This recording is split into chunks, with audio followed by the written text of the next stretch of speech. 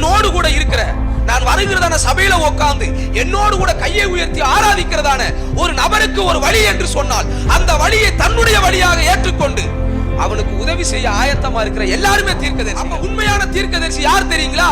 சமுதாயத்தில் நடைபெறுகிறதான அநீதிகளையும் அக்கிரமங்களையும் அபகரிப்புகளையும் எதிர்த்து குரல் கொடுக்கிறதான ஒரு நபர் தீர்க்கதரிசி. ஒரு ஷர்ட் அப்படின்னா பார்க்கலாம், 2 கை இருக்கும், ஒரு நீளமான ஒரு அங்கி இருக்கும். ஆண்டவருடைய கிருபை எப்படி பார்ப்பீங்க? ஆண்டவருடைய கிருபைக்கு உருவம் கிடையாது. ஆண்டவருடைய கிருபைக்கு உருவம் நீங்களும் நானும் தான். உண்மையான தீர்க்கதரிசி யார் தெரியுங்களா? நான் கெட்டாலும் பரவாயில்லை, அடுத்தவன் வாழ வேண்டும் என்று சொல்லி அடுத்தவனை வாழ வைக்கிறவன் தாங்க உண்மையான தீர்க்கதரிசி. எந்த இடத்திலெல்லாம் நீதி காலின் கீழாக நசுக்கப்படுகிறதோ அந்த இடத்தில் நீதியை உயர்த்தி பிடிக்கிறவன் தான் தீர்க்கதரிசி. கலாச்சாரத்துல ஒரு யூதன் தினந்தோறும் ஜெபிக்கிற போது எப்படி ஜெபிப்பான் அப்படின்னு சொல்லி பாத்தீங்க அப்படின்னு சொன்னா, என்னை ஒரு புறஜாதியனாக படைக்காமல் இருந்ததற்காக உமக்கு நன்றி அப்படின்னு சொல்லி சொல்லுவான். அப்படித்தானே? நீங்க காலைல ஜெபம் பண்றீங்க, என்ன சொல்லி நீங்க ஜெபம் பண்ணுவீங்க? எதற்காக ஆண்டவருக்கு நன்றி சொல்லுவீங்க? நன்மைகளுக்காக. இப்ப நான் இருக்கிறேன், என் ஒய்ஃப் இருக்கிறாங்க, பரவாயில்ல, என்ன வந்து ஒரு பெண்ணா படைக்கல, நன்றி அப்படி நான் ஜெபம் பண்ண முடியுமா? சொல்லுங்க. ஆனா ஒரு யூதனுடைய அன்றாட ஜெபத்தில் இது ஒரு பகுதி. ஒரு யூதன் தினந்தோறும் ஜெபம் பண்ணும் போது இந்த 3 வார்த்தைகள் இல்லாம அவனுடைய ஜெபமே இருக்காது. இப்ப நம்ம சொல்றோம், இப்ப ஸ்கூல்ல படிக்கும்போது, நாங்க ஸ்கூல்ல படிக்கும் போதெல்லாம் உறுதிமொழி டெய்லி காலையில புள்ள உங்களுக்கு இந்தியா என் தாய் நாடு, அதை நான் என்ன செய்கிறேன், நேசிக்கிறேன் அப்படின்னு சொல்லிட்டு. ஆனா ஒரு யூதன் ஜெபம் பண்ணும் போது எப்படி அவன் வந்து தன்னுடைய உறுதிமொழி எடுப்பான் அப்படின்னு பாத்தீங்கன்னா, என்னுடைய தாய் நாடுன்னு அவன் சொல்ல மாட்டான். யூதன் என்ன சொல்லுவாரு? தந்தை நாடுன்னு தான் சொல்லுவார். ஏன் அப்படின்னு சொன்னா, பெண்கள்னால யூதனுக்கு அந்த அளவுக்கு வெறுப்பு. யூதன் இன்றைக்கும் நல்ல ஒரு ஆர்த்தடாக்ஸ் ஜூ தன் மனைவியை என்ன செய்ய மாட்டான், தெருவில் கூட்டு வர மாட்டாங்க. அது மட்டும் கிடையாது, யூதர் அபிமார்கள் தன்னுடைய மனைவிக்கு மொட்டை போட்டு வீடுகளில் என்ன செஞ்சிருப்பாங்களாம், உட்கார வைத்திருக்கிறார்கள். இந்த அளவுக்கு யூதர்களுடைய சமுதாயம் பெண்களை என்ன செய்தது, மிகவும் மோசமாக நடத்தியது, பெண்களை வந்து ஒதுக்கி வைத்திருந்தது. இப்படிப்பட்ட இந்த சூழ்நிலையில லூக்கா என்ன செய்கிறார் என்று சொன்னால், தன்னுடைய நற்செய்தியில் ஒரு பெண்ணை வந்து உயர்த்தி பிடிக்கிறார். லூக்கா எழுதின நற்செய்தி 2ஆம் அதிகாரம் 36, 37, 38 கிடையாது. இந்த லூக்கா நற்செய்தியை பாத்தீங்க அப்படின்னு சொன்னா இதற்கு அநேக பெயர்கள் கொடுக்கப்படுகிறது. லூக்கா நற்செய்தி வந்து ஒரு ஏழையின் நற்செய்தி. ஏன் தெரியுங்களா? லூக்காவுல தான் ஏழைகளுக்கு அதிக முக்கியத்துவம் என்ன செய்திருப்பார், கொடுத்திருப்பார். லூக்காவுடைய நற்செய்தி ஒரு பெண்ணின் நற்செய்தி. லூக்கா எழுதின நற்செய்தியில 13 பெண்களை பற்றி பேசுகிறார். மற்ற எல்லா நற்செய்தியை நீங்க படிக்கிற போது பெண்களுக்கு அவ்வளவு முக்கியத்துவம் இருக்குமா அப்படின்னு சொன்னா நம்மளால பார்க்க முடியாது. ஆனா நீங்க லூக்கா எழுதின நற்செய்தி நீங்க படித்து பார்ப்பீர்கள் என்று சொன்னால், ஆண்களுக்கு இணையாக பெண்களுக்கு ஒரு முக்கியத்துவம் கொடுத்து கொண்டு போய்கொண்டே இருப்பார். ஆண்டவராகிய தேவன் தன்னுடைய குமாரனாகிய இயேசு கிறிஸ்துவினுடைய பிறப்பின் நற்செய்தியை அறிவிப்பதற்கு முன்பாக முதலாவது அவர் தேவதூதனை யார் இடத்திற்கு அனுப்புவார்? சகரியா என்கிறதான ஒரு பிரதான ஆசாரியின் இடத்திற்கு அனுப்புவார்.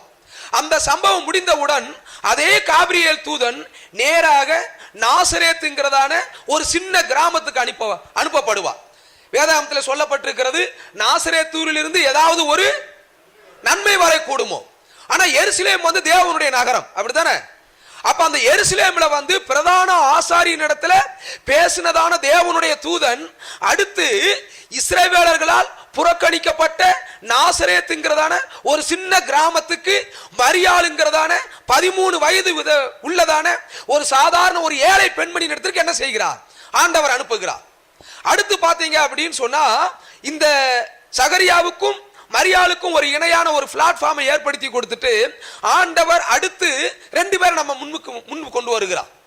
இயேசு கிறிஸ்துக்கு 1 வாரங்கள் ஆகுது பிறந்து தேவாலயத்துக்கு பிரதிஷ்டை செய்ய கொண்டு போறாங்க. முதலாவது இயேசு கிறிஸ்து யார் கைகளில் ஏந்தி ஆண்டவர் ஆசீர்வதிப்பாங்க?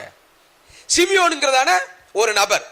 அடுத்து இந்த சிமியோனுக்கு இணையா அப்படியே ஒரு பெண், அதுதான் யாருன்னு சொன்னா நம்ம வாசித்தன இந்த அன்னாள்.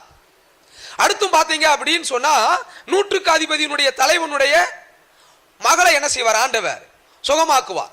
அதற்கு இணைய அப்படியே நாயினூருடைய விதவையினுடைய மகனையும் ஆண்டவர் என்ன செய்வார், குணமாக்குவார்.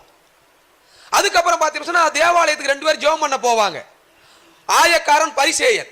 அதே ஜெபத்திற்கு இணையாக ஆண்டவர் அடுத்து ஒரு பெண்ணை கொண்டு வருவார். யாரு? ஒரு ஏழை விதவை. அந்த ஊர்ல உள்ளதான நியாயாதிபதிட்ட போய் என்ன செய்வாரு? நியாயம் கேட்பார். அதுக்கப்புறம் ஆண்டவர் இந்த மாதிரி ஒரு ஆலயத்துல பிரசங்கம் பண்ணிக்கிட்டு இருக்கும்போது சூமின கையுடைய ஒரு நபனை வந்து ஆண்டவர் வந்து சுகமாக்குவார். அதற்கு இணையா இன்னொரு சம்பவம், கூணு விழுந்ததான ஒரு கூனியை ஆண்டவர் என்ன செய்வார்? சுகமாக்குவார். அப்ப என்னன்னு சொன்னா, ஆண்களுக்கு எந்த அளவுக்கு முக்கியத்துவம் கொடுக்கப்படுகிறதோ அதற்கு இணையாக லூக்கா தன்னுடைய முதல் அதிகாரத்துல இருந்து 24ஆம் அதிகாரம் வரைக்கும் பெண்களுக்கும் இணையாக என்ன செய்வார்? சம பங்கு கொடுத்து கொண்டே வருவார். சோ இந்த இயேசு கிறிஸ்துவை குறித்து சாட்சி கொடுக்கக்கூடிய இடத்துல சிமியோனுக்கு அடுத்து நாம் வாசித்ததான அன்னாளை பற்றி இங்க என்ன செய்யப்பட்டிருக்கிறது? சொல்லப்பட்டிருக்கிறது. சோ லூக்கா வந்து ஒரு மருத்துவர், ஒரு புறஜாதியான் என்ன செய்கிறார்னு சொன்னா, பெண்களுக்கு அவ்வளவு முக்கியத்துவம் கொடுத்து என்ன செய்கிறார்? எழுதுகிறார். அந்த பெண்கள்ல ஒரு பெண்ணு தான் யார் என்று சொன்னால் அன்னாள். இந்த அன்னாளுடைய வாழ்க்கையிலிருந்து நம்முடைய வாழ்க்கைக்கு இந்த காலை வேளையில் தூய ஆவியானவர் என்ன கற்றுக் கொடுப்பார் அப்படிங்கறத நம்ம என்ன செய்ய போறோம்? பார்க்க போறோம். மறுபடியும் அந்த வசனத்தை வாசிங்க பார்க்கலாம். 36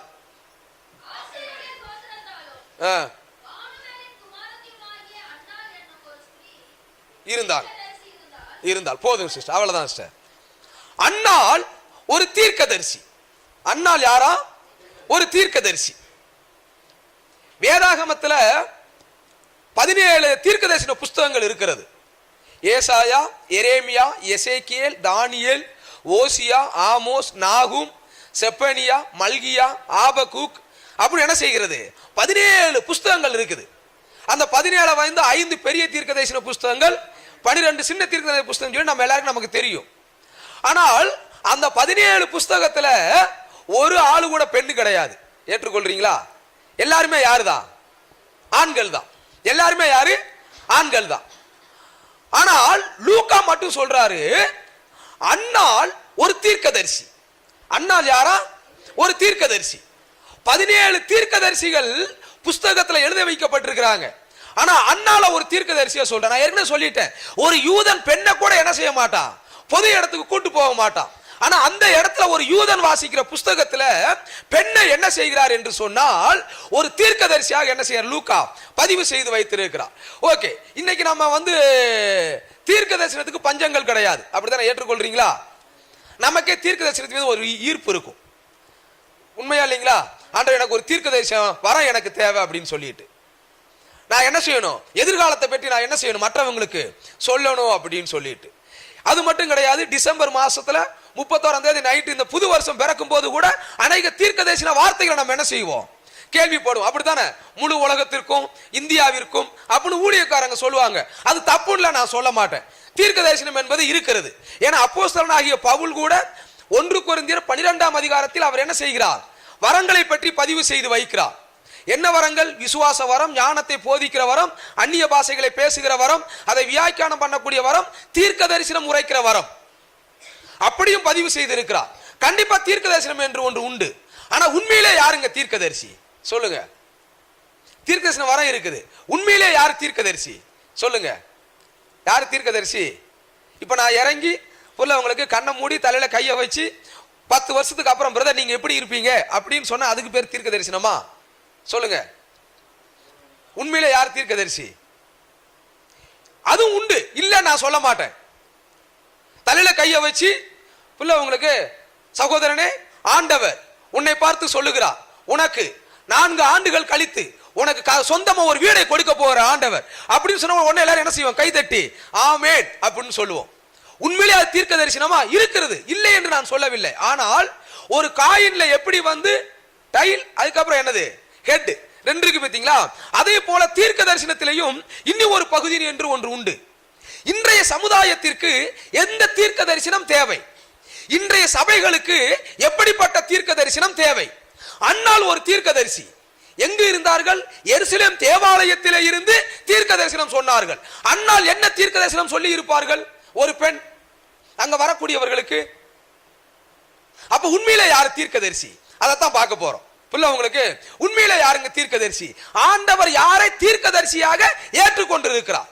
ஆண்டவர் யாரை தீர்க்கதரிசியாக இந்த வேதாகமத்தில் பதிவு செய்து வைத்திருக்கிறார்? வேதாகமத்தில் முதல் தீர்க்கதரிசி யார் தெரியுங்களா? வேதாகமத்தில் பதிவு செய்யப்பட்ட தீர்க்கதரிசி என்று ஆண்டவர் சொன்ன ஒரு ஆளு யாருன்னு சொன்னா ஆபிரகாம். உண்மையா இல்லைங்களா? 20ஆம் அதிகாரம் எடுங்க பார்க்கலாம். ஆதியாகமத்தின் புஸ்தகம் 20ஆம் அதிகாரம் 7-8 வசனத்தை யாராவது வாசிங்க.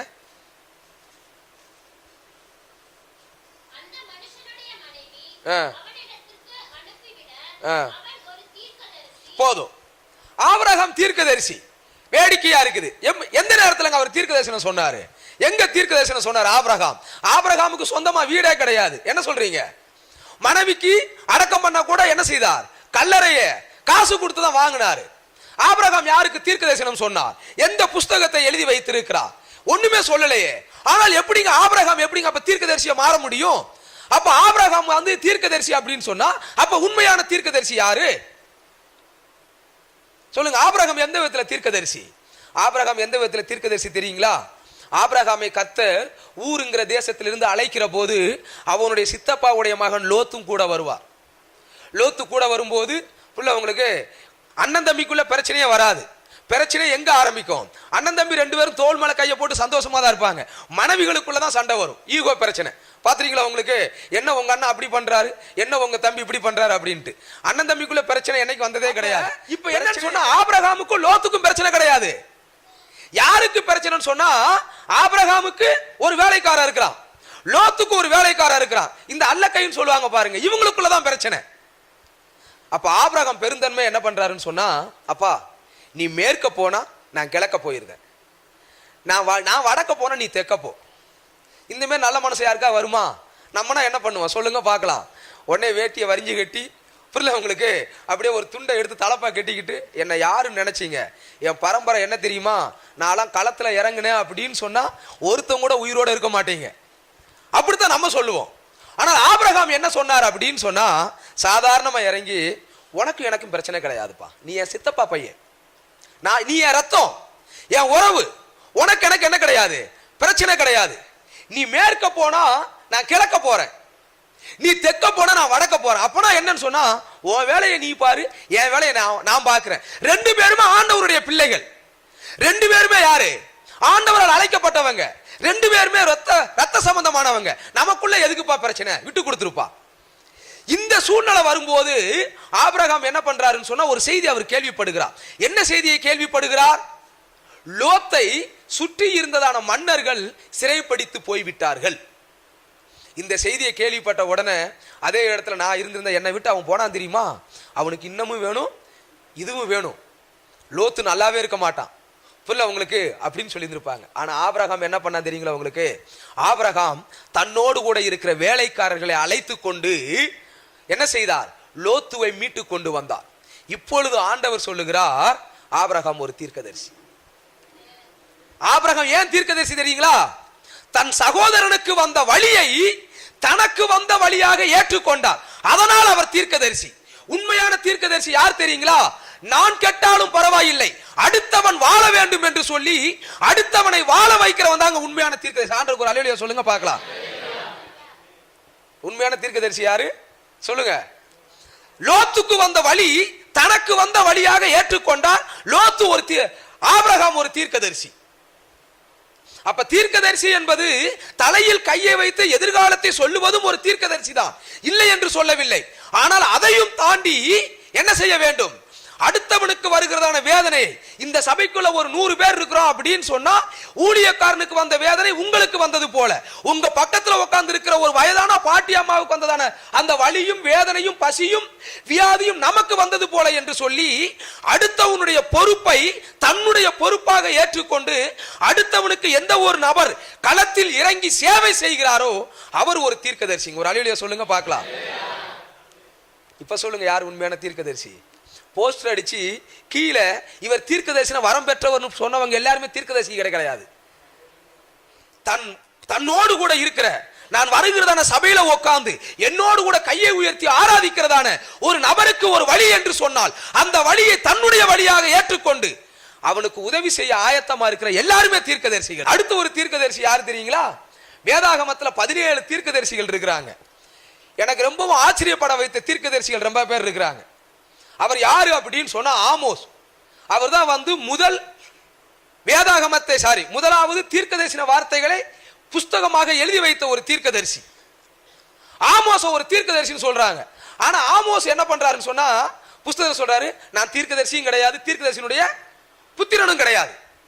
ஆனா இன்னைக்கு நம்ம எத்தனை நேரங்கள் நான் ஒரு தீர்க்கதரிசி சொல்லி ரொம்ப பேர் என்ன பண்றாங்க, சொல்லுங்கப்பா, நானும் அப்படிதான் என்ன நம்புப்பா அப்படின்னு சொல்ற மாதிரி என்ன சொல்றாங்க, நானும் தீர்க்கதரிசி தான் என்னையும் நம்புப்பா அப்படின்னு ரொம்ப பேர் சொல்றாங்க. ஆனா ஆமோஸ் ஆண்டவர் தீர்க்கதரிசியை ஏற்படுத்துறாரு. ஆமோஸே சொல்றாரு, அப்பா நான் தீர்க்கதரிசியும் கிடையாது, தீர்க்கதரிசியுடைய புத்திரனும் கிடையாது. ஆனால் அவர் தீர்க்கதரிசியும் கிடையாது, தீர்க்கதரிசியுடைய புத்திரனும் கிடையாது. அவரை நம்முடைய வேதாகமம் தீர்க்கதரிசியாக பதிவு செய்து வைத்திருக்கிறது. எந்த விதத்தில் ஆமோஸ் ஒரு தீர்க்கதரிசி அப்படி என்று பார்ப்போம் என்று சொன்னால், ஆமோஸ் புஸ்தகத்தில் ஒரு சம்பவம் சொல்லப்பட்டிருக்கிறது.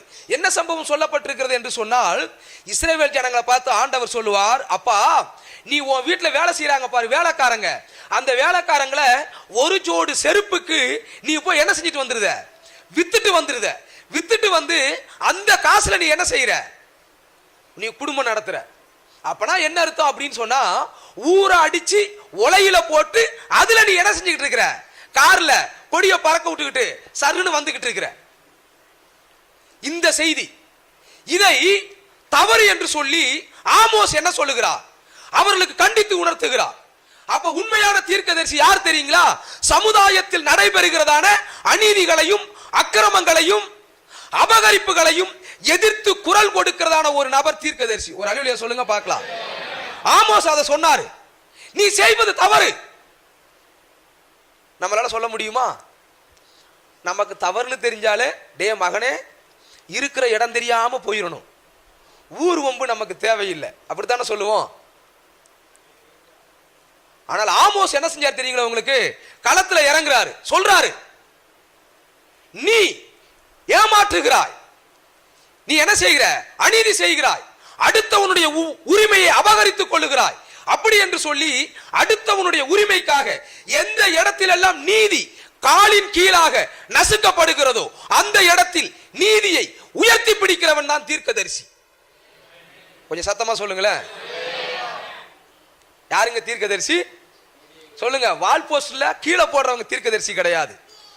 அநீதியை தட்டி கேட்கிறவன், நீதியை நிலைநிறுத்துகிறவன், அவன் வந்து தீர்க்கதரிசி. அடுத்து ஒரு காரியத்துல போயிட்டு அடுத்த நான் அண்ணாளுக்குள்ள வாரேன். அடுத்து யார் ஒரு தீர்க்கதரிசி அப்படின்னு சொன்னா, ஓசியா. ஓசியா புஸ்தகம் படிச்சிருக்கீங்களா? ஓசியா வந்து அழகான ஒரு புஸ்தகம். ஓசியாவில் ஆண்டவர் இப்படிதான் ஓசியா ஒரு நாள் உட்காந்து என்ன பண்ணிட்டு இருப்பாரு, பைபிள் படிச்சுக்கிட்டு இருப்பாரு, இல்லைன்னா ஜெபம் பண்ணிட்டு இருந்திருப்பாரு. அப்போ உடனே ஆண்டவர் கூப்பிடுறாரு, ஓசியா அப்படிங்கிறாரு. உடனே இவர் என்ன பண்றாரு, எஸ் பாஸ் நான் இங்கதான் இருக்கிறேன் அப்படின்னு என்ன பண்றாரு, ஓசியா சொல்ல. உடனே ஓசியாட்ட ஆண்டவர் சொல்றாரு, ஓசியா உனக்கு நான் ஒரு பொண்ணு பார்த்துருக்கிறேன் அப்படிங்கிறாரு. கல்யாணம் பண்ணல ரொம்ப பேருக்கு தெரியும், அப்படித்தானே? அந்த காலத்துல போட்டோ, இந்த காலத்துல எல்லாமே வாட்ஸ்அப். என்ன சொல்றீங்க, உண்மை தானே? பொண்ணு பார்த்துருக்க அப்படின்னு சொன்னா உடனே ஒரு டீட்டில் என்ன பண்ணுங்கப்பா, வாட்ஸ்அப்ல அனுப்பி விடுங்க அப்படின்னு சொல்லிட்டு. ஒரு காலத்துல நேர்ல போய் பார்த்தாங்க, பாத்தீங்களா? உங்களுக்கு நேர்ல காரை பிடிச்சிட்டு போயிட்டு 4-5 வீடை விசாரிச்சு அந்த ஆளுடைய வீடு எங்க இருக்கு அப்படின்னு அவங்க அட்ரஸ் கொடுத்து விடுவாங்க, அப்பதான் போய் பார்ப்போம். இப்ப எல்லாமே என்னது, வாட்ஸ்அப், எல்லாமே ஃபேஸ்புக், எல்லாமே என்ன செஞ்சிருந்தோம், ஆன்லைன்ல எல்லாம். அந்த ஆன்லைன் பர்ச்சேஸ் பண்றோம் பார்த்தீங்களா, பொண்ணை கூட நம்ம ஆன்லைன்லயே பார்த்து முடிச்சிருந்தோம். அதனால சில நேரங்களில் குடும்ப வாழ்க்கை என்ன செய்ய மாட்டேங்கி, சுவாரஸ்யமா இருக்க மாட்டேங்கி. புரிதுங்களா உங்களுக்கு? என்னைக்குமே வந்து ஃபேஸ் டு ஃபேஸ் பேசுறதுலாம் ஒரு சந்தோஷம், உண்மையா இல்லைங்களா? இப்போ இந்த கூட பாருங்க, கிறிஸ்துமஸ் வருது, அப்படித்தானே? ட்ரெஸ் எங்க எடுக்க போறீங்க, ஆன்லைன்ல தானே சொல்றீங்க. பாக்குற உடனே ஷூ என்ன பண்றோம், ஆன்லைன்லயே பாக்குறோம். ஆனா ஒரு காலத்துல நினைச்சு பாருங்க, பார்க்கலாம் எப்படிங்க ட்ரெஸ் எடுக்க போவோம்.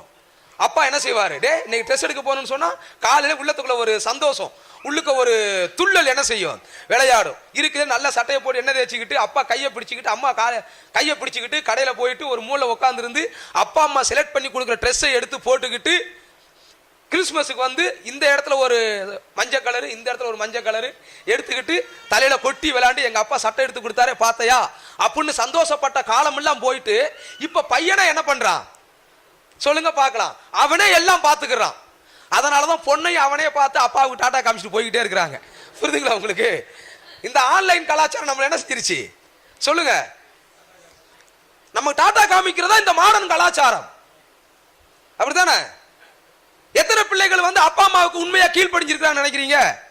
என்ன படிக்க வச்சீங்க, சாப்பாடு கொடுத்தீங்க, அதோட உங்க பேச்சு நிப்பாட்டிக்கிடணும். அந்த எல்லையை தாண்டி நீங்க என்ன செய்யக்கூடாது, வரக்கூடாது. பொண்ணு பாக்குற மாப்பிள்ளை பாக்குறது அதெல்லாம் நாங்க பாத்துக்கிடுவோம், நீங்க என்ன செஞ்சுக்கோங்க, நீங்களாவே இருந்துக்கோங்க. இந்த கலாச்சாரம் மாற வேண்டும். அதுக்குத்தான் நம்ம கிறிஸ்தவங்களை மாறி இருக்க. ஒரு அல்லேலூயா சொல்லுங்க பார்க்கலாம். இப்ப ஓசியாவுக்கு ஆண்டவர் என்ன பண்றாரு, பொண்ணு பார்த்திருக்கிறாரு. ஆண்டவர் ரொம்ப மோசமானவர் தெரியுமா உங்களுக்கு? சொல்றேங்க, நீங்க உடனே தப்பா எடுக்காதீங்க. ஆண்டவர் என்ன பண்றாருன்னு சொன்னா, ஓசியாவுக்கு பொண்ணு பார்த்துருக்கிறாரு. பொண்ணு பார்த்தவொன்னே ஓசியாவுக்குள்ள ஒரு ஆசை, ஓகே என்னுடைய வருங்கால மனைவி எங்க இருப்பாங்க அப்படின்னு சொல்லிட்டு. உடனே ஆண்டவர் என்ன பண்ண, வா நான் உன்னை கூட்டு போறேன்னு சொன்ன, நேரா ஓசியாவை கையை பிடிச்சு கூட்டு போறாரு. எங்க கூட்டு போறாரு தெரியும் உங்களுக்கு? விபச்சாரிகள் தங்கி இருக்கிற இடத்துக்கு கூட்டு போறாரு. அங்கதான் சொல்றாரு, இது ஆமா ஒய்ஃப் அப்படின்னு சொல்லிட்டு. நம்மளும் என்ன பண்ணிருப்போம், ஆண்டவரே கடவுள்னு தான் உன்னை விட்டு வைக்கிறேன், இல்லைன்னா என்னது நடக்கிற கதையே வேற, பொண்ணு பாருங்க அப்படின்னு சொன்னா எங்க வந்து விட்டு இருக்கிறீங்க? இதுக்கு தான் நான் சொன்னது, நானே பொண்ணு பார்த்துக்கிடுவேன் அப்படின்னு சொல்லிட்டு நம்ம அப்படி சொல்லி இருந்திருப்போம். ஆனா ஓசியா என்ன பண்ணார் தெரியுங்களா உங்களுக்கு? என் ஆண்டவருடைய விருப்பம் எதுவோ அதை மீறி நான் எதையும் செய்ய மாட்டேன். நேரா போனாரு, கல்யாணம் பண்ணாரு, குடும்பம் நடத்தினாரு, 2 குழந்தை பெத்து எடுத்தாங்க. லோருகம்மா லோ அம்மி குழந்தை பெத்து எடுக்கிறாரு. ஓசியா வெளியே போயிட்டு வராரு. வந்த உடனே பிள்ளைங்க 2 பேர் இருக்காங்க. செல்லங்களா எங்கப்பா அம்மாவை காணும் அப்படின்னு பார்த்தா, அம்மா மறுபடியும் எங்க போயிட்டாங்க.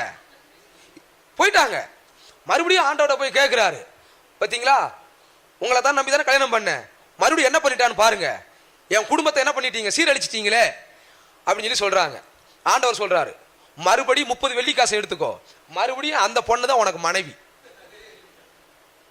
இப்பவும் ஆண்டவர் நம்மளா இருந்தா என்ன பண்ணி இருந்திருப்போம், பலாரும் ஒரு அடி விட்டு இருந்திருப்போம். முதலாவது உங்களுக்கு மரியாதை, இதுக்கு மேலாம் கிடையாது அப்படின்ட்டு. ஆனால் ஓசியா மறுபடியும் என்ன செய்தாருன்னு சொன்னால், 30 வெள்ளிக்காசை கொடுத்துட்டு அந்த மனைவி கையை பிடித்துக்கிட்டு தெருவில் வந்து கம்பீரமா ராஜநடை போட்டு வாராரு.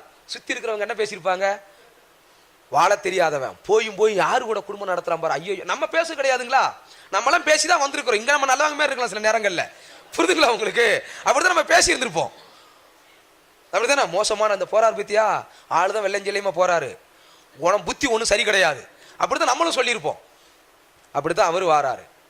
இப்ப தெருவில் போற 4 பேர் என்ன பண்றாங்கன்னு சொன்னா, அவரை வந்து ஒரு மாதிரி காரி துப்புறாங்க. அப்ப ஓசியா ஒரு செய்தியை சொல்றாரு. என்ன சொல்றாரு தெரியுங்களா உங்களுக்கு?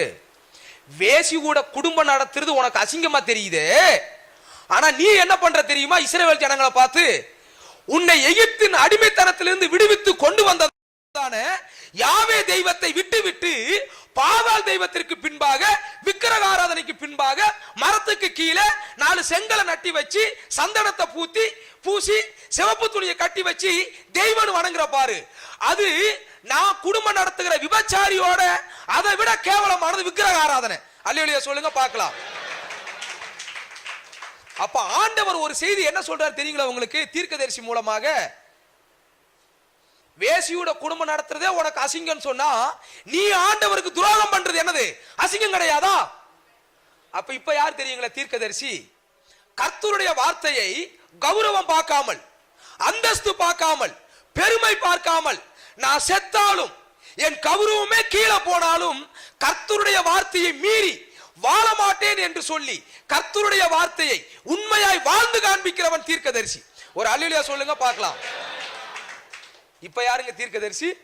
கர்த்தருடைய வார்த்தையை வாழ்வாக்குகிறவன் தீர்க்கதரிசி, கர்த்தருடைய வார்த்தையை வாழ்ந்து காண்பிக்கிறவன் தீர்க்கதரிசி. யாரா இருந்தாலும் பரவாயில்லை, அந்த பெண் கிறிஸ்துவ பெண்ணா இருந்தால், எந்த ஜாதியா இருந்தாலும் பரவாயில்லை, எந்த கோத்திரமா இருந்தாலும் பரவாயில்ல, கிறிஸ்தவனுங்கிற ஒரு அங்கீகாரத்தை மட்டும் ஏற்றுக்கொண்டு உயர்ந்தவன் தாழ்ந்தவன் என்று பார்க்காமல் இணைந்து வாழ்ற பார்த்தீங்களா, அவங்க எல்லாருமே தீர்க்கதரிசிங்கயா. ஆனா இன்னைக்கு எத்தனை நேரங்கள்ல வேற்று ஜாதியை கல்யாணம் பண்ணி எத்தனை உயிர்களை அழிச்சு போறாங்க தெரியுமா உங்களுக்கு? இப்ப சொல்லுங்க, யாருங்க உண்மையான தீர்க்கதரிசி? என் கௌரவமே போனாலும் பரவாயில்லை, கர்த்தருடைய வார்த்தையை சரியாய் கீழ்ப்படிந்து நடக்கிற எல்லாருமே தீர்க்கதரிசிங்கயா.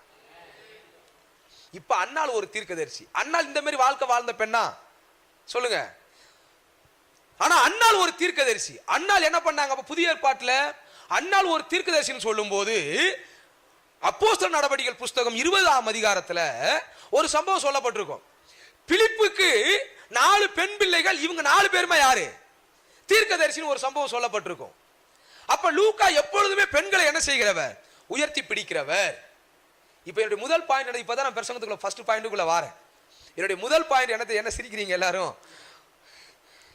என்னுடைய முதல் பாயிண்ட் என்ன தெரியுங்களா உங்களுக்கு? அன்னாள் ஒரு நடமாடக்கூடிய ஒரு தீர்க்கதரிசி. ஒரு அல்லேலூயா சொல்லுங்க பார்க்கலாம். அன்னாள் ஒரு நடமாடக்கூடிய தீர்க்கதரிசி. இந்த கிறிஸ்துமஸ் நாளிலே வார்த்தை மாம்சமாகி நம் மத்தியிலே குடி கொண்டு இருக்கிறார். இயேசு கிறிஸ்துவினால் கிருபையின் மேல் கிருபை பெற்றிருக்கிறோம். இந்த இயேசுவினுடைய பிறப்பின் நற்செய்தியை நினைவு கூறுகிற நீங்களும் நானும் செய்ய வேண்டிய ஒரு காரியம் என்ன தெரியுங்களா உங்களுக்கு? இந்த சமுதாயத்திற்கு தலையில் கையை வைத்து 10 வருஷத்துக்கு பின்பு நீ எப்படி இருப்பாய் என்று சொல்லக்கூடிய தீர்க்கதரிசிகள் தேவையில்லை.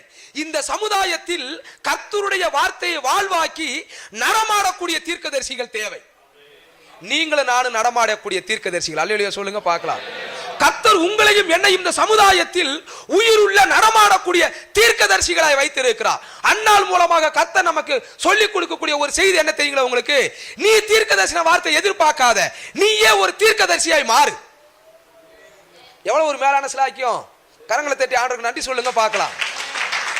ஆண்டவர் சொல்றாரு, நீ தீர்க்க தரிசனத்தை தேடி எங்கேயுமே ஓடாத, இந்த உலகத்திற்கு நீயே தீர்க்கதரிசியா மாறு. உன் வாழ்க்கையின் மூலமாக, நடக்கையின் மூலமாக, செய்கையின் மூலமாக, கர்த்தருடைய வார்த்தையை கை கொள்வதின் மூலமாக. அப்பனா என்ன அர்த்தம்? என்ன பார்த்து 4 பேர் ஆண்டவருக்குள்ள கடந்து வர வேண்டும்.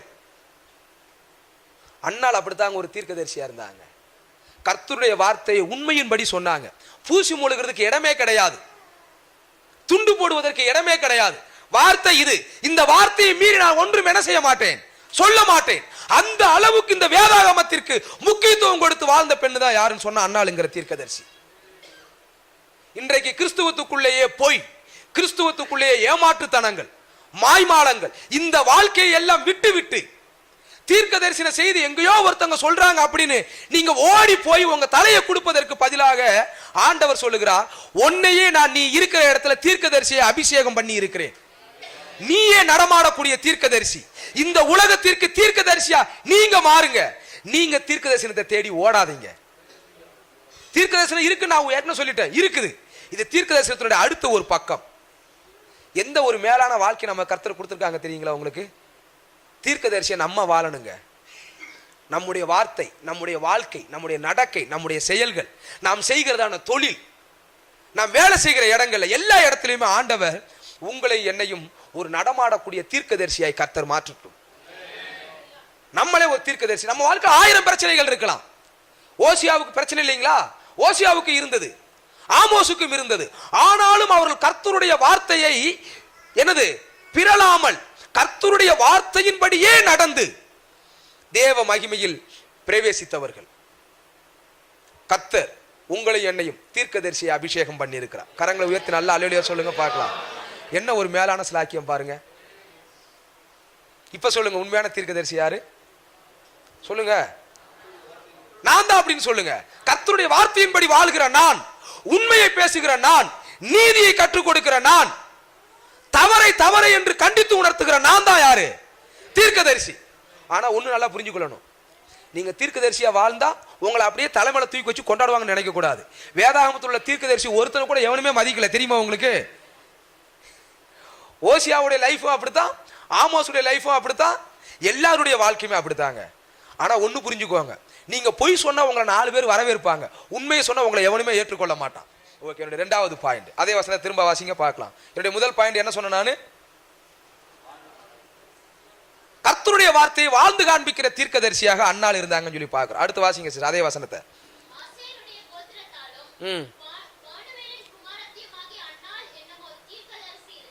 ஓகே போதும், திரும்ப அதே வசனம் தான். ஏன்னா ரொம்ப வசனம் வாசனம் சொன்னா நமக்கு குழம்பி போயிடும் பிள்ளை உங்களுக்கு. அதனால ஒரே வசனத்துல நம்ம என்ன செய்யலாம், பாயிண்ட் பார்க்கலாம். 2வது ஒரு வார்த்தை என்ன சொல்லப்பட்டிருக்கு அப்படின்னு சொன்னீங்கன்னா, அவங்க அப்பாவுடைய பேர் சொல்லப்பட்டிருக்குது. அப்பாவுடைய பேர் என்ன பேரு? பானுவேலின் குமாரத்தி அப்படின்னு சொல்லிட்டு, புரியுதுங்களா? அந்த பானுவேலின் குமாரத்தி சொல்லிட்டு அதுக்கப்புறம் அவங்களுடைய கோத்திரத்தை பத்தி சொல்லப்பட்டிருக்குது. கோத்திரம் என்ன கோத்திரம்? ஆசேர் கோத்திரம். அந்த கோத்திரத்தில் உள்ள ஒரு பெண்ணு தான் யாருன்னு சொன்னா அன்னாள்.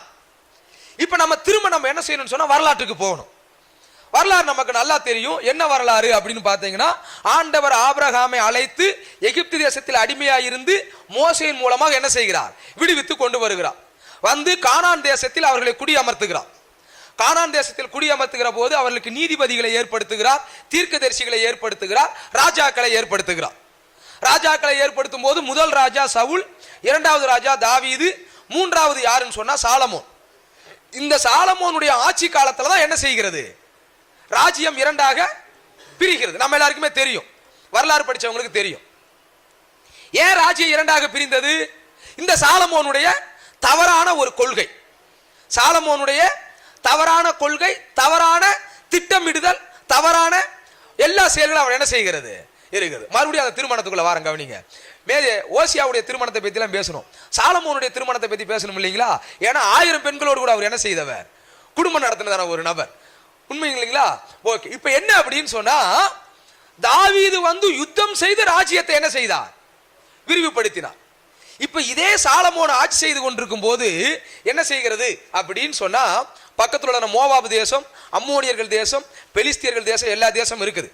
அப்ப உடனே சாலமோனுக்கு ஒரு கடிதம் வருகிறது, இன்றைக்கு மோவாப் ராஜா உங்க மீது என்ன செய்கிறார், யுத்தத்துக்கு படையெடுத்து வருகிறார் அப்படின்னு சொல்லிட்டு. அப்படின்னா ஒரு மன்னன் என்ன செய்யணுங்க சொல்லுங்க, யுத்தத்துக்கு படையெடுத்து வர்றாங்க, அப்பனா ஒரு மன்னன் என்ன செய்யணும், ஆயத்தமா இருக்கணும். அப்படித்தானே? படைகள் எல்லாம் என்ன செஞ்சிருக்கணும், ஆயத்தம் வச்சிருக்கணும். ஆனா சாலமோன் நம்மள மேலாம் கிடையாது, அவர் ரொம்ப ஞானி, அறிவாளி. அவர் என்ன சொல்றாரு தெரியுங்களா உங்களுக்கு? உடனே என்ன பண்றாரு, அரண்மனையில் உள்ள எல்லாரையும் கூப்பிட்டு தாம்பல தட்டை ரெடி பண்ணுப்பா. உடனே என்ன பண்றாரு, சீர்வரிசையை வச்சு நேரா போறாரு, உங்க பொண்ணை எனக்கு கொடுத்துருங்க, நமக்குள்ள எதுக்கு சண்டை, அவ்வளவுதான், முடிஞ்சு போச்சு. இப்படித்தான் சாலமோன் என்ன பண்ணாரு, யுத்தம் பண்ணாமையே தேசத்தை விரிவுபடி. இது ஒரு டெக்னிக், ஃபுல்லா உங்களுக்கு சூப்பர் டெக்னிக், ஃபுல்லா உங்களுக்கு. என்ன எதுக்கு நமக்கு சண்டை சொல்லுங்க பார்க்கலாம்.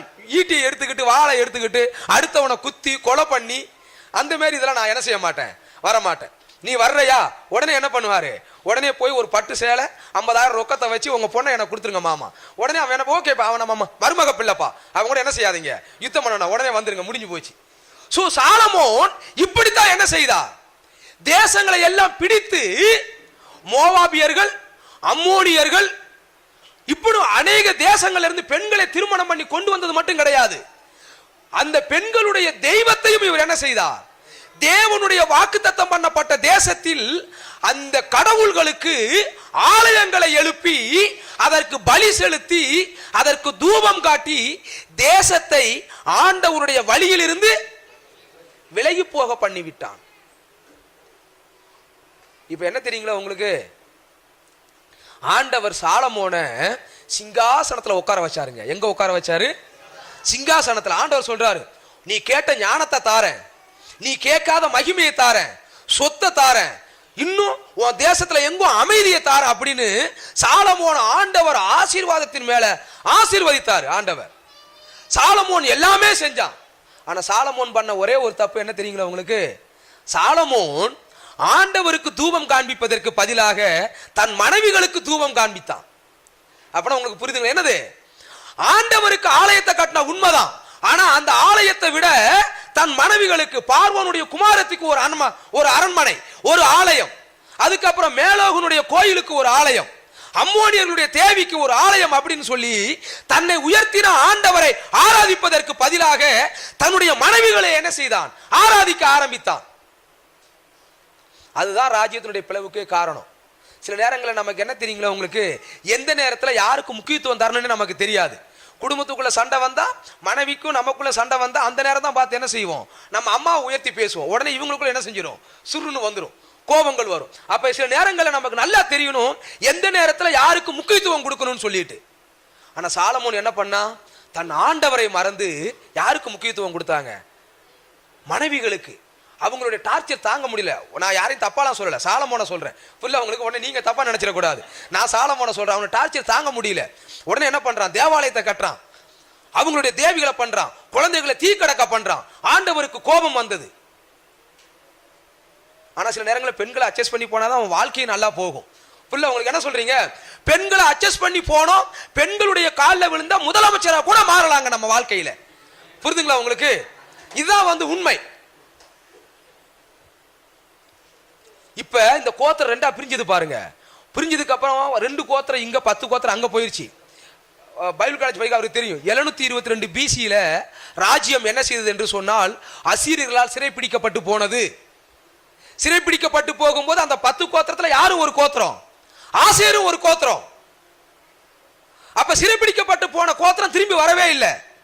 586ல பாபிலோனுக்கு மீதி உள்ள 2 கோத்திரம் என்ன செய்கிறது, சிறைபிடிக்கப்பட்டு போகிறது. எஸ்ரா, நெகேமியா, செருபாபேலுடைய காலத்துல மறுபடியும் என்ன செய்கிறது? திரும்பி வந்து தேவாலயத்தை கட்டி, உங்களுக்கு நம்ம அந்த சம்பவங்கள்லாம் தெரியும். ராஜ்யம் கட்டப்பட்டது. ஆனா வடக்கு ராஜ்யம் என்ன செய்யல? திரும்பி வரவே இல்லை. அப்ப எப்படிங்க வந்து அந்த அடிமையா போன அந்த தேசத்துல எப்படி ஆசேர் கோத்திரம் மட்டும் எப்படி உயிரோடு இருந்திருக்கும்? சொல்லுங்க, எப்படி உயிரோடு இருந்திருக்கும்? அப்ப ஸ்காலர்ஸ் என்ன சொல்றாங்கன்னா, இந்த எசேக்கியான்னு ஒரு ராஜா வந்து ஒரு சீர்திருத்தம் பண்ணார். ஞாபகம் இருக்குங்களா? எசேக்கியாங்கிற ஒரு ராஜா. அப்ப என்ன பண்ண, வடக்கு ராஜ்யத்திற்கும் ஒரு நிருபத்தை எழுதி அனுப்புவார். அந்த நிருபத்தை எழுதி அனுப்பும் போது என்ன பண்ணுவார்னு சொன்னா, எங்க தேசத்துல நாங்க விழா கொண்டாடுறோம், நீங்க வாங்க தேவனுக்கு அப்படின்னு. அப்ப வந்திருப்பாங்க. அப்ப வடக்கு ராஜ்யம் என்ன செய்தது நமக்கு நல்லா தெரியும். யெரொபெயாம்ங்கிறதான ஒரு மன்னன் 2 பொன்கன்று குட்டிகளை செய்து, ஒன்றை தானிலும் ஒன்றை பெத்தேனிலும் வைத்து வழிபட செய்து, ஜனங்கள் யாரும் வேற ஒரு இடத்துக்கு போயிடக்கூடாதுன்னு சொல்லிட்டு ஒரு தவறான பாதைக்குள்ளாக வழி நடத்தினார். அப்ப இந்த ஆசேர் கோத்திரத்துல எப்படி அன்னாளுடைய குடும்பம் வந்திருக்கு தெரியுங்களா உங்களுக்கு? ஏன்னா அன்னாளுக்கு தெரியும் வடக்கு ராஜ்யம் ஆண்டவரை விட்டு வழி விலகி போய்விட்டது. ஆனால் தெற்கு ராஜ்யத்தில் தான் ஆண்டவருடைய ஆலயம் இருக்கிறது என்று சொல்லி, ஆண்டவருடைய பிரசன்னத்தின் மீது, ஆண்டவருடைய ஆலயத்தின் மீது, வாக்கு தத்தத்தின் மீது நம்பிக்கை வைத்து, விசுவாசம் வைத்து என்ன செய்தார்கள்? இந்த அன்னாள் எல்லாவற்றையும் விட்டுவிட்டு வடக்கு ராஜ்யத்தில் வந்து குடியேறினார்கள். இப்ப என்ன தெரியுங்களா என்னுடைய அடுத்த பாயிண்ட்? அன்னாள் நடமாடக்கூடிய தீர்க்கதரிசி மாத்திரம் கிடையாது, அன்னாள் தேவனுடைய கிருபையின் அடையாளம். ஒரு அல்லேலூயா சொல்லுங்க பார்க்கலாம். நீங்களும் நானும் தேவனுடைய கிருபையின் அடையாளங்கள். நம்மளை பத்தி யாருக்கு என்னைக்குங்க நல்லா பேசியிருக்கிறாங்க சொல்லுங்க பார்க்கலாம். நீ பண்ற அட்டுழியத்துக்கும் நீ பண்றதான திமிருத்தனத்துக்கும் நீ ரொம்ப நாள் உயிரோட இருக்க மாட்ட, சீக்கிரம் செத்து போயிருவ. சொன்னது கிடையாது, நம்மள வாலிப நாட்கள் சொன்னது கிடையாதுங்களா உங்களுக்கு? கண்டிப்பா சொல்லியிருக்கிறாங்க. அப்படி சொன்னவங்களும் போயிட்டாங்க, நம்மள கர்த்தர் வாழ வச்சிருக்காரு. ஒரு அல்லேலூயா சொல்லுங்க பார்க்கலாம். உண்மையா இல்லைங்களா? நம்முடைய ஃப்ரெண்ட்ஸ் இன்னைக்கு உயிரோட கிடையாது. நம்ம சொந்தக்காரங்க எத்தனை பேர் செத்து போயிட்டாங்க. நம்ம நீல விளங்கவே மாட்டேன்னு சொன்னாங்க பாருங்க, அவங்க இல்லவே இல்லை. ஆனா நம்மள கர்த்தர் இந்த இடத்துல நல்லா முக்காடு போட்டு அழகா உட்கார வச்சிருக்காரு. ஒரு அல்லேலூயா சொல்லுங்க பார்க்கலாம். அதே மாதிரி தான் அன்னாளையும் கர்த்தர் வாழ வைத்தார். இப்ப அன்னாள் யார் தெரியுங்களா உங்களுக்கு? அன்னாள் கிருபையினுடைய அடையாளம். இங்க நீங்களாம் உட்கார்ந்துருக்கோம் பாருங்க, நீங்களாம் இங்க உட்கார்ந்துருக்க சொன்னா நம்முடைய சாதுரியம் கிடையாது, நம்முடைய திறமை கிடையாது, நம்முடைய மேன்மை கிடையாது. நீங்க வண்டி ஓட்டுறீங்க பாருங்க ரொம்ப திறமையா, அந்த திறமையினால இங்க நீங்க இங்க உட்கார்ந்து இருக்கல. ஆண்டவருடைய கிருபை தான் நம்மளை வாழ வைத்துக் கொண்டிருக்கிறது. ஆண்டவருடைய அழைப்பு தான் நம்மளை வாழ வைத்துக் கொண்டிருக்கிறது. நம்மளை சபிச்சவங்க எத்தனையோ பேர் உண்டு, நீ ரொம்ப நாள் உயிர் வாழ மாட்டேன்னு சொன்னவங்க உண்டு. டாக்டர் எத்தனையோ நேரங்கள் நமக்கு நாள் குறித்தது உண்டு. நமக்கு இருந்த கடனுக்கு நம்ம என்னைக்கும் மரித்து போயிருக்க வேண்டியவங்க, ஆனாலும் ஆண்டவர் நம்மள உட்கார வச்சிருக்கிறாரு. அதாங்க ஆண்டவருடைய கிருபைங்க. ஒரு ஷர்ட் அப்படின்னா பார்க்கலாம், 2 கை இருக்கும், ஒரு நீளமான ஒரு அங்கி இருக்கும். ஆண்டவருடைய கிருபை எப்படி பார்ப்பீங்க? ஆண்டவருடைய கிருபைக்கு உருவம் கிடையாது, ஆண்டவருடைய கிருபைக்கு உருவம் நீங்களும் நானும் தான். அன்னாள் எத்தனையோ கோத்திரங்கள் அழிந்து போயிட்டு சில பேர் உயிரோட இருக்கும் போதும் ஆண்டவர் அன்னாள் மீதும் இரக்கமும் கிருபையும் வைத்து அன்னாளுடைய குடும்பத்தை மட்டும் வாழ வைத்து நமக்கும் ஒரு செய்தியாக வச்சிருக்கிறாருங்க. ஒரு செய்தி என்ன தெரியுங்களா உங்களுக்கு? நீங்களே சாகணும்னு நினைச்சா கூட ஆண்டவர் சாக விட மாட்டார். ஒரு அல்லேலூயா சொல்லுங்க பார்க்கலாம். நீங்களே இந்த தொழிலை விட்டுலாம் நினைச்சா கூட ஆண்டவர் விட வைக்க மாட்டார். ஆண்டவர் நம்மளை வாழ வைக்கிறவருங்க. ஆண்டவர் நம்மளை உயர்த்துகிறதான ஆண்டவர். நிச்சயமாக அவருடைய கிருபையை நமக்கு கொடுத்து, அழைப்பை கொடுத்து, எல்லா வகையான ஆபத்துக்களிலும் இருந்து நம்மளை பாதுகாத்து இன்னமும் உயர்த்துவாரே தவிர நம்மளை ஆண்டவர் கீழே போட மாட்டார். 1000 பேர் 1000 சொல்லட்டுமே, ஆண்டவர் உங்களை என்னையும் பத்தி என்ன சொல்லுங்க, அதுதான் நமக்கு முக்கியம். மனுஷன் நமக்கு நாள் குறிக்கலாம், ஆனால் ஆண்டவர் சொல்லுவார், தீங்கு வருவதற்கு முன்பே நீ ஏன் மரிக்க வேண்டும்? நாட்களுக்கு முன்பே நீ மரிக்கணுங்கிற அவசியம் கிடையாது. காரணம், என்னுடைய காலங்களும் உங்களுடைய காலங்களும் கர்த்தருடைய கரத்தில் இருக்கிறது. இப்ப எனக்கு முடி கொட்டி போச்சு, உங்களுக்கு 2 வருஷம் அடுத்த வருஷம் வந்தேன்னு சொன்னா தலை வந்து என்ன செய்யும், வழுக்கையா தான் இருக்கும். ஆனா சின்ன வயசுல பார்த்தா சொன்னா முடி அவ்வளவு அழகா இருக்கும். எங்க அம்மா என்ன பயங்கரமா சொல்லுவாங்க, புள்ள உங்களுக்கு நீ பண்ற அழியத்துக்கு எவாட்ட சிக்கி சின்ன பண்ணமாக போறையோ, புள்ள உங்களுக்கு நீ எல்லாம் என்ன பண்ண போற, நீ எல்லாம் தாங்க மாட்ட, அவ்வளவு ஓவர் திமுறா என்ன செய்யற நடக்கிற அப்படிலாம் சொன்னாங்க. 10 குறைக்கு ஒரு சோசியக்காரன் வந்து என்ன பண்ணிட்டான், இந்த ஊர்ல போற வம்ப விலை கொடுத்து வாங்குற மாதிரி சும்மா ஒருத்தன் கிளி சோசி சொல்லிட்டு போன. எங்க அம்மா என்ன பண்ணாங்கன்னா, வாப்பா இந்த இவன் கையை பிடிச்சி ஏதாவது சொல்லுப்பா அப்படின்னாங்க. கையை பிடிச்சி அவன் என்ன சொல்லிட்டு போயிட்டான், தம்பி உங்களுக்கு தண்ணியில கண்டோம், நீங்க சீக்கிரம் செத்து போயிருவீங்கன்னு சொல்லிட்டு போயிட்டான். செத்து போவோன்னு சொல்லுவதற்கு நாங்க 100 ரூபாய் காசு கொடுத்தோம். நல்லா கவனிங்க, இதுதான் நம்மளுடைய அறிவு. புரிதுங்களா உங்களுக்கு? செத்து போறோம்னு சொல்ற செய்திக்கு நாங்க என்ன செஞ்சோம், 100 ரூபாய் கொடுத்தோம். எப்படிப்பட்டவன் நினைச்சு பாருங்க நம்ம மனுஷனுடைய எண்ணம். ஆனா கவனிங்க, காலங்கள் கடந்து போனதுங்க. அவன் சொல்லி கிட்டத்தட்ட 20 வருஷத்துக்கு மேல ஆகி போச்சு. ஆனா இன்னைக்கும் நான் உங்கள் மத்தியில நின்னுகிட்டு இருக்கிறேன். இது ஏன் எக்ஸ்பீரியன்ஸ் தான் கிடையாது, இதுதான் உங்க எக்ஸ்பீரியன்ஸும், இதுதான் உங்க அனுபவமும். ஆண்டவர் உங்களை என்னையும் நடமாடக்கூடிய தீர்க்கதரிசியாக மட்டும் வைக்கவில்லை.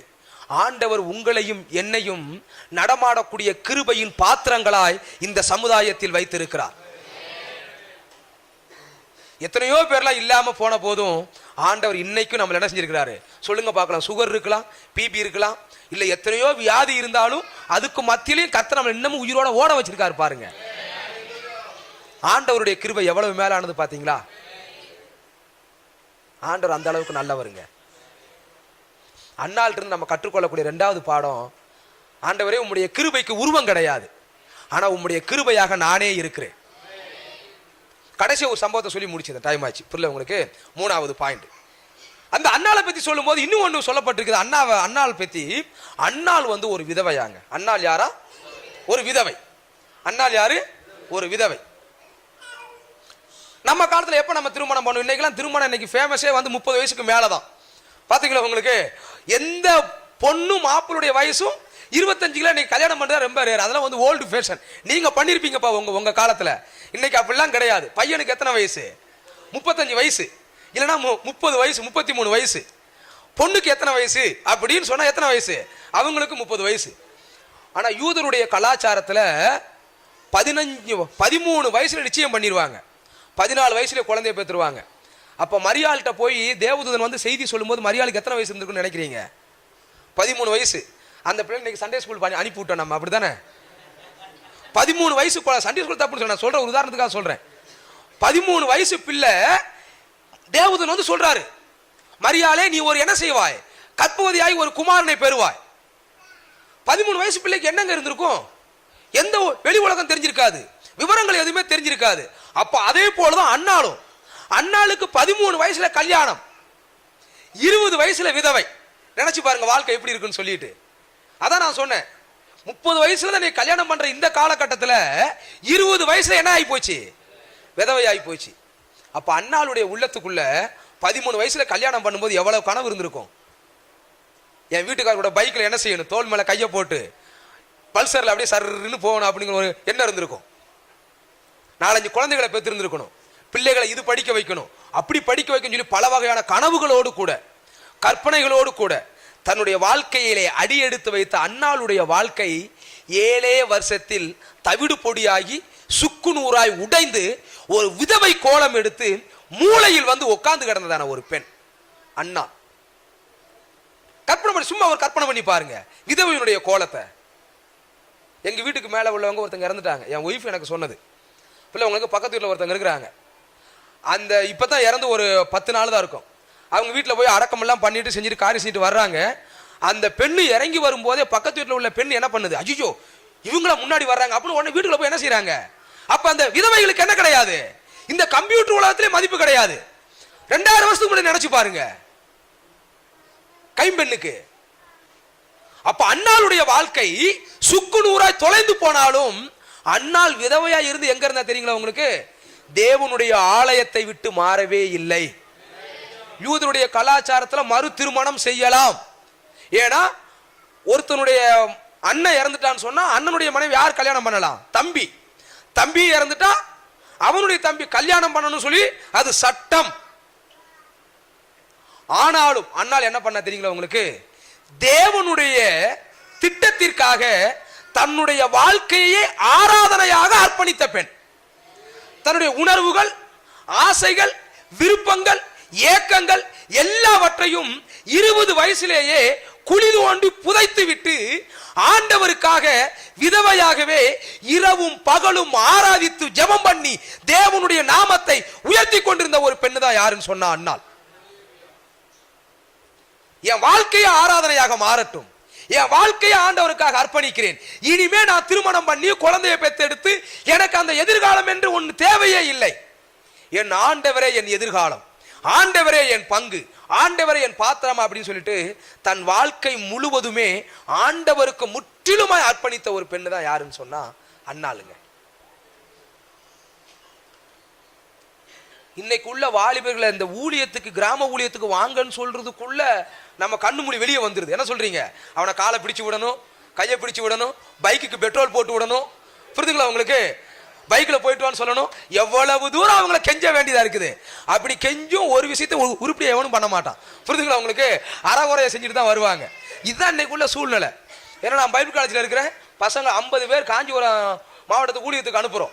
பிள்ளை அவங்களுக்கு அவன் நம்ம என்ன செய்ய வேண்டியது சொல்லுங்க பார்க்கலாம். அப்பா ராசான்னு தாடியை தடவி கொடுக்கணும், தலையை தடவி கொடுக்கணும், எல்லாம் கொடுத்து செஞ்சு கெஞ்சி கூத்தாடி தான் அவனை அனுப்பி வைக்கணும். இதுதான் இன்னைக்குள்ள வாலிபனுடைய மென்டாலிட்டி. ஆனா ஒரு ஆண்ட்ராய்டு மொபைலை கொடுத்து பாருங்களேன் பார்க்கலாம். அப்படியே அவன் பாட்டு அந்த ஸ்பீடு இருக்கு பார்த்தீங்களா, அந்த ஜெட்டை விட ரொம்ப ஸ்பீடா இருப்பாங்க. பாத்துறீங்களா உங்களுக்கு?